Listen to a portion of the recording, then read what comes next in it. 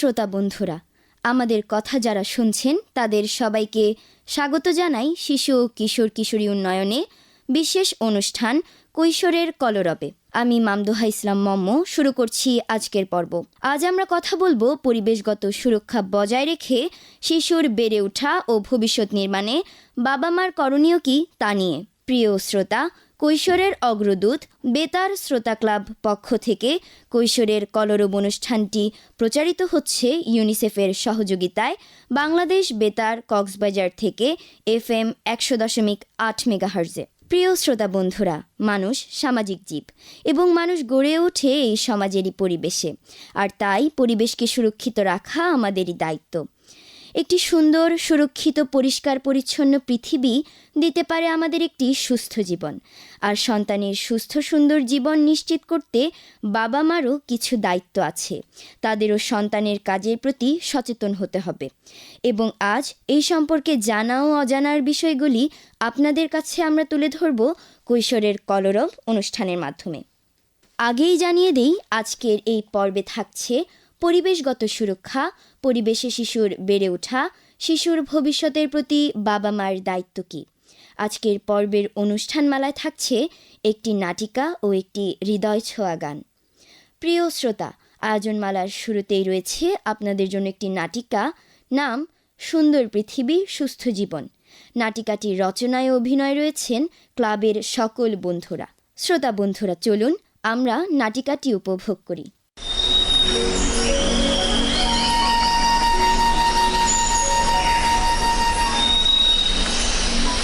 কি হলো, তোদের রাত কি এখনো শেষ হয় নাই?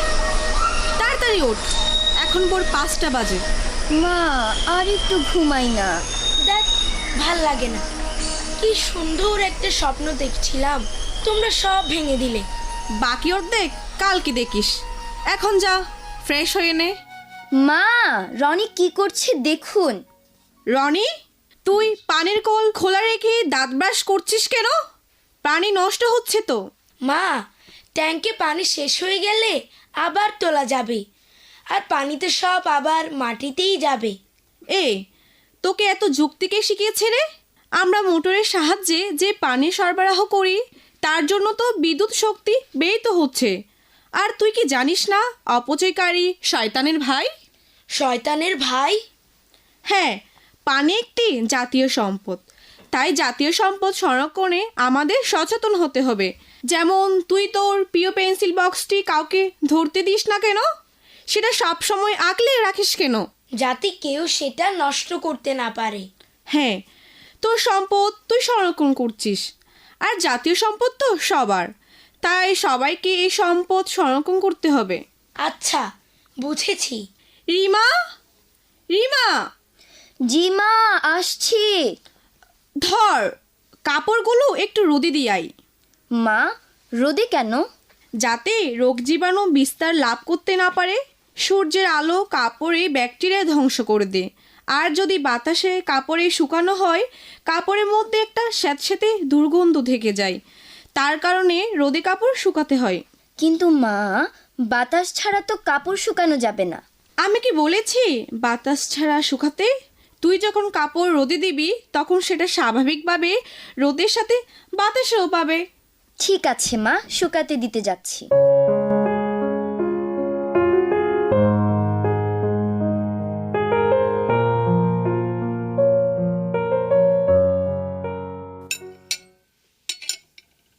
এসো, সবাই খাবার খেয়ে নাও। আসছি মা। মা, আজকের খাবারটা দারুণ হয়েছে। দেখ, খাবার ভাল লাগে না। মা দেখুন, রনি আজকেও কতগুলো খাবার নষ্ট করেছে। রনি, এসব কি? তোকে কতবার বলেছি এভাবে খাবার অপচয় না করতে। যতটুকু খেতে পারিস ততটুকু নিতে। তুই যেটা নষ্ট করেছিস সেটা তো অন্যজন খেতে পারতো। তুই কি জানিস, এমন অনেক মানুষ আছে যারা 2 বেলা খেতে পারে না? মা, অপচয় হলো কিভাবে? এসব ফেলে দিলে তো কাকপক্ষী খেয়ে ফেলবে। কি বোকার মতো বলছিস রনি? যদি এসব খাবার কাকপক্ষী দেখতে না পায়, তাহলে তো এসব পচে দুর্গন্ধ ছড়াবে, ফলে বায়ু দূষণ ঘটবে। হয়েছে হয়েছে, আর বলতে হবে না। আমি এক মহা অন্যায় করে ফেলেছি। কথা দিচ্ছি, আর কখনো এমন করব না। রিমা, এদিকে আয় তো। ধর, এই ময়লার প্যাকেটটা ডাস্টবিনে রেখে আয়। বাইরে রেখে দাও না মা, ময়লাওয়ালা এসে নিয়ে যাবে তো। শোন রিমা, ময়লাগুলো তো আমাদের, অন্যজন এসে আমাদের ময়লা পরিষ্কার করবে আর আমরা কি বসে থাকবো? এটা কিন্তু ঠিক না। তুমি শুধু বেশি বেশি করো মা, সবাই তো এমনই করে। আচ্ছা, সবাই করে বলে কি আমাদেরও করতে হবে? সারাদিন যেগুলো পড়িস সেগুলো কি শুধু রেজাল্টের জন্য? যা পড়িস তার শিক্ষাটা তো গ্রহণ করতে হবে। শুধু ভালো রেজাল্ট দিয়ে সব কিছু হয় না, পাশাপাশি মানুষের মতন মানুষও হতে হবে। হয়েছে মা, প্যাকেটটা দরজার পাশে রেখে দাও, আমি স্কুলে যাওয়ার সময় নিয়ে যাব।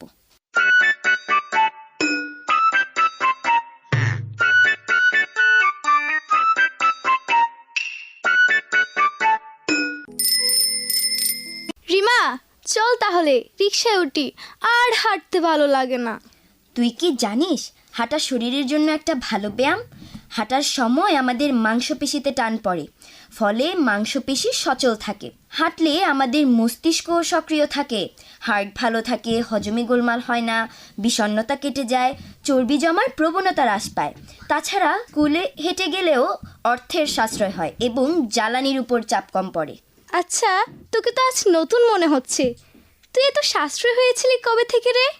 আসলে আমি এটি মায়ের কাছ থেকে শিখেছি।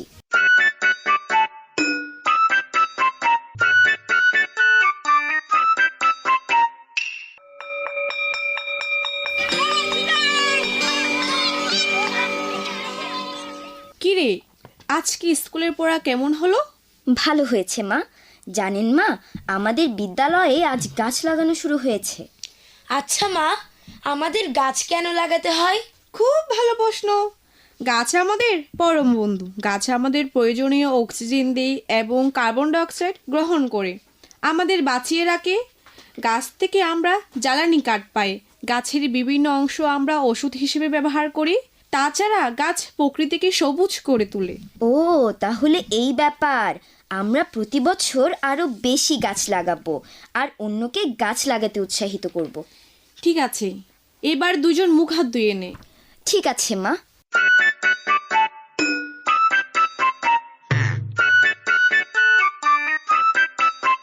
মা মা, আমার ট্যাবটি কোথায়? গেমস খেলবো।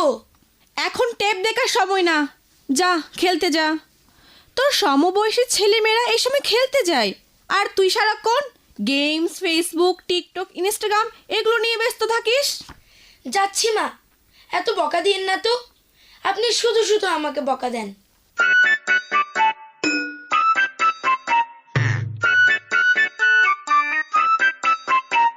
কি রে রনি, আজ এত আনন্দিত কেন দেখাচ্ছে তোকে?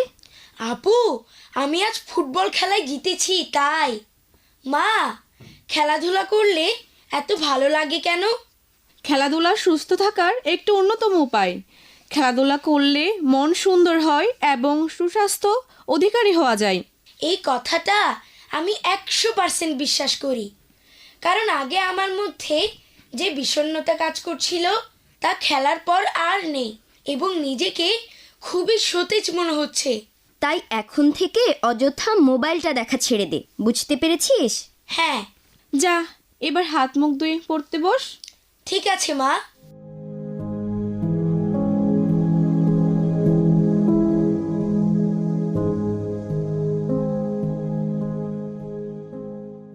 রনি, রনি! জি আপু, আমায় ডাকছেন? হ্যাঁ, তুই কি আমার নীল রঙের কলমটা নিয়েছিলি? ও, নিয়েছি তো। আমার কলমটা খুঁজে পাচ্ছিলাম না তো, তাই নিয়েছি। আপু, আমাকে একটা বুঝিয়ে দিন না। কি অঙ্ক?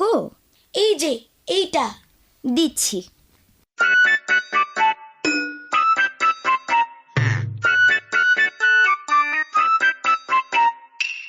এবার বুঝতে পেরেছিস তো? জি আপু, থ্যাংক ইউ। ওয়েলকাম। এখন নিজে নিজে কর আর আমাকেও পড়তে দে।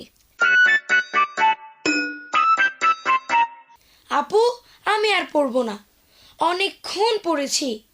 এখন রাত 9:40 বাজে। আরেকটু পড়ে নে। রিমা, রনি, খেতে আই। আসছি মা। হ্যাঁ যাবি তো, খাওয়ার কথা হলে তো তুই লাফিয়ে লাফিয়ে চলে যাবি। চল এবার। শোন রনি, তুই লাইট ফ্যান বন্ধ করিস, ঠিক আছে?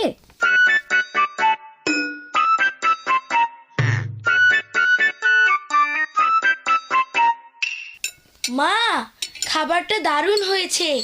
মা, আমাদের স্কুল কয়েকদিন বন্ধ দিয়েছে। তাই নাকি? হ্যাঁ মা। তাহলে চলো সবাই মিলে সমুদ্র পাড়ে বেড়াতে যাই। কি মজা! বেড়াতে যাব সমুদ্র পাড়ে। তোরা খেতে থাক, আমি একটু আসছি। আচ্ছা মা।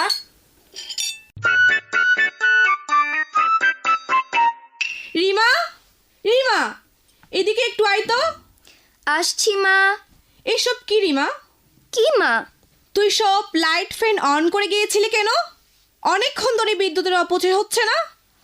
কথা শুনিস না কেন? আমি সবসময় তোদের বিনা কারণে বিদ্যুতের অপচয় করতে বারণ করেছি, তারপরও অকারণে লাইট ফ্যান অন করে রেখেছিলি। মা, আমি রনিকে বন্ধ করতে বলেছিলাম, কিন্তু রনি বন্ধ করেনি। আমি বন্ধ করতে চেয়েছিলাম, যখনই বন্ধ করতে যাচ্ছিলাম তখনই বিদ্যুৎ চলে গেল, তাই আর বন্ধ করা হলো না। তোরা কি ভালো করে একটা কথাও শুনিস? শোন তাহলে, বিদ্যুৎ হলো জাতীয় সম্পদ, এগুলো অপচয় রোধ করা আমাদের দায়িত্ব। আমাদের দেশে যে পরিমাণ বিদ্যুৎ উৎপাদন করতে হয় তার জন্য প্রচুর জ্বালানি খরচ হয়। এই জ্বালানির মধ্যে অধিকাংশই বিদেশ থেকে আনতে হয়, যার কারণে বিদ্যুৎ উৎপাদন অনেক ব্যয়বহুল। আমরা যদি প্রতিদিন এইভাবে বিদ্যুৎ অপচয় করি তাহলে এই মূল্যবান সম্পদের অপচয় হচ্ছে না? আর তাছাড়া প্রতি মাসে অনেক টাকা বিদ্যুৎ বিল দিতে হচ্ছে, এতে টাকারও তো অপচয়, তাই না? ঠিক বলেছেন মা, আমি আর কখনো বিদ্যুৎ অপচয় করব না। আর আমার বন্ধু বান্ধবদের বিদ্যুৎ অপচয়ের ক্ষতিকারক বিষয়গুলো জানাবো, যেন তারাও সচেতন হয়। ঠিক আছে, এবার ঘুমাতে যা, কাল আমরা কক্সবাজার যাব।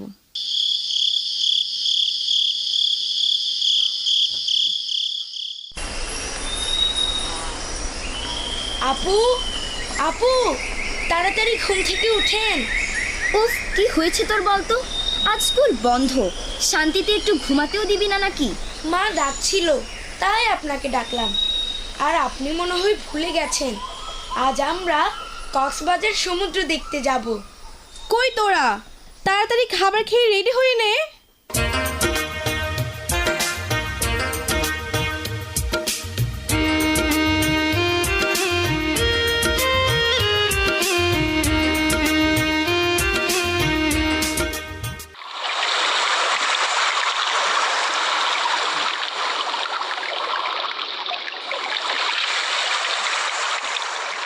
শেষ পর্যন্ত আমরা সমুদ্র সৈকতে পৌঁছালাম। আপু, আপু, দেখুন ঝালমুড়ি। মা, ঝালমুড়ি খাবো। ঠিক আছে, এ নাও ঝালমুড়ি। বাহ, এই ঝালমুড়িগুলো খুবই মজা। আপু, মা, ওইখানে যে লোকটাকে দেখা যাচ্ছে, উনি কি করছে দেখুন, পাগলের মতো শুধু শুধু ময়লা কেন কুড়াচ্ছেন? উনি হলেন পরিচ্ছন্নতা কর্মী, উনি সমুদ্রের পাড়ে পড়ে থাকা ময়লা আবর্জনা পরিষ্কার করেন। ওনার হয়তো ময়লাগুলো নিতে অনেক কষ্ট হয়। এই রনি, কি করছিস তুই? কি আবার করলাম? ঝালমুড়ির কাগজটাই তো ফেললাম। ওই যে পরিচ্ছন্নতা কর্মী আছে, তিনি এটি পরিষ্কার করে ফেলবেন। রনি, তোর এটা করা উচিত হয়নি। দেখ, তিনি কত কষ্ট করে ময়লা পরিষ্কার করছে, আর আমরা কিনা তার পরিষ্কার করার পর আবারও ময়লা ফেলছি, ফলে তার কাজ আরও কঠিন হয়ে পড়েছে। এক জায়গা দিনে 4-5 বার পরিষ্কার করতে হয়। আমরা যদি নিজের কাছে থাকা ময়লা, যেমন প্লাস্টিকের বোতল, কাগজ, প্যাকেট ইত্যাদি যেখানে সেখানে না ফেলে নির্দিষ্ট স্থানে ফেলি, তাহলে তার এত কষ্ট করে ময়লাগুলো নিতে হতো না। আর ময়লা ফেলে যে আমরা পরিবেশ দূষণ করছি, এটা কি ঠিক কাজ? তুই বল। আমার ভুল হয়ে গেছে মা। আর কখনো যেখানে সেখানে ময়লা ফেলবি না। ঠিক আছে মা, আমি আর পরিবেশ দূষণ করব না। এই যে কাগজটা তুলে নিলাম। রনি, রনি, দেখ আমি কি পেয়েছি। কি ওটা? তারা মাছ, নিবি এটা? এটা কি খাওয়া যায়? না, এটা আমি স্কুলে নিয়ে গিয়ে বিজ্ঞানাগারে রাখবো। পচে যাবে না? না না, বিজ্ঞানাগারে ভালো মতো সংরক্ষণে রাখলে পচবে না। কিন্তু রিমা, এটি তো আমাদের পরিবেশের একটা অংশ। এই তারা মাছটাকে তুই স্কুলে নিতে নিতে অবশ্যই মরে যাবে। তোর সামান্য আনন্দের জন্য প্রাকৃতিকভাবে বেড়ে ওঠা একটি প্রাণীকে তুই হত্যা করবি? এই কাজটা কি ঠিক হবে? কিন্তু মা, দেখ রিমা, কক্সবাজারে এই সমুদ্র এক সময় প্রচুর লাল কাঁকড়া দেখা যেত, প্রচুর পরিমাণে ঝিনুক, শৈবাল দেখা যেত। কিন্তু আমাদের কারণে এই লাল কাঁকড়া, ঝিনুক, শৈবাল আজ প্রায় বিলুপ্তির পথে। অথচ দেখ, এসব প্রাণী আমাদের পরিবেশের ভারসাম্য রক্ষা করে। সামুদ্রিক শৈবাল সমুদ্রের তলদেশে বালিকে ক্ষয়রোধ থেকে বাঁচায়, তেমনি সমুদ্রে এসব প্রাণীও নানাভাবে আমাদের অনেক উপকারে আসে। এখন তুই বল, অকারণে এদের নিধন করা কি ঠিক? আপনি ঠিক বলেছেন মা। আমি বড় একটা ভুল করতে যাচ্ছিলাম, আর এরকম ভুল হবে না।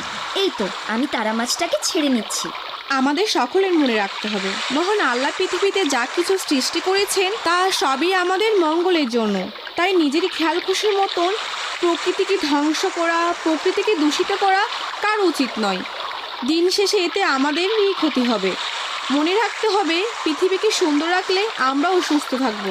একদম ঠিক বলেছেন মা। চল এবার ওই দিকটাতে একটু ঘুরে আসি। চলেন মা।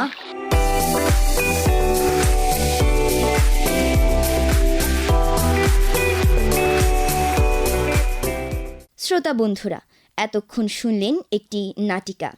শ্রোতা বন্ধুরা, আমরা প্রায় আমাদের অনুষ্ঠানের শেষের পথে। এখন আমরা একটি মনোমুগ্ধকর গান পরিবেশন করে শেষ করব আমাদের আজকের পর্ব। গানটি পরিবেশন করেছেন আবতাহি মোহাম্মদ আল জাওয়াদ।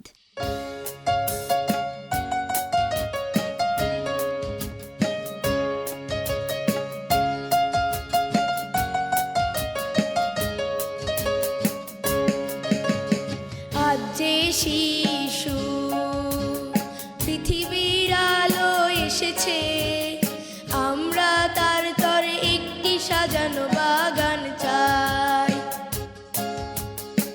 আজ যে শিশু মায়ের হাসিতে হেসেছে, আমরা চিরদিন সেই হাসি দেখতে চাই। আজ যে শিশু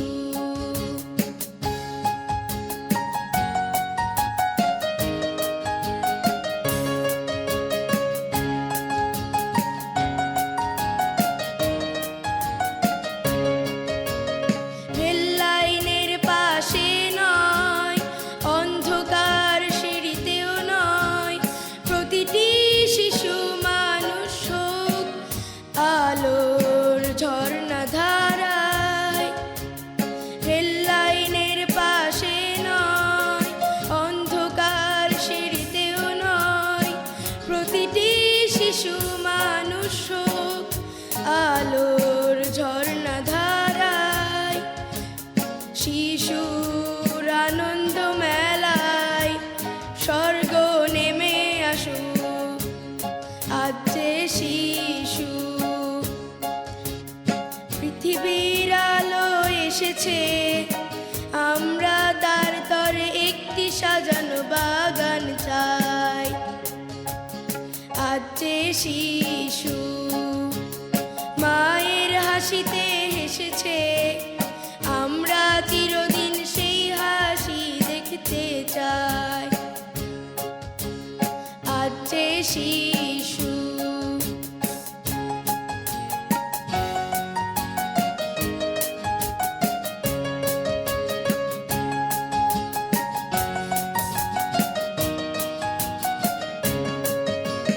হাসি আর গানে ভরেই যাক সব শিশুর অন্তর, প্রতিটি শিশু ফুলেল হোক সবার ভালোবাসায়।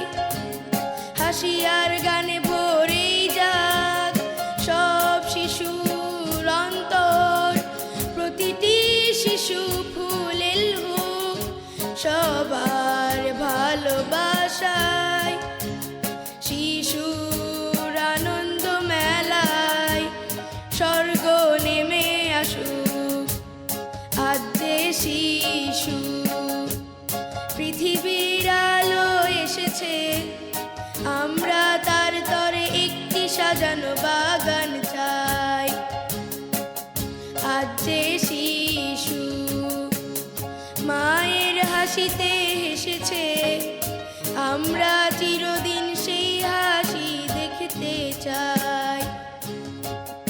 আজ যে শিশু পৃথিবীর আলো এসেছে, আমরা তার তরে একটি সাজানো বাগান চাই। আজ যে শিশু মায়ের হাসিতে হেসেছে, আমরা চিরদিন সেই হাসি দেখতে চাই। আজ যে শিশু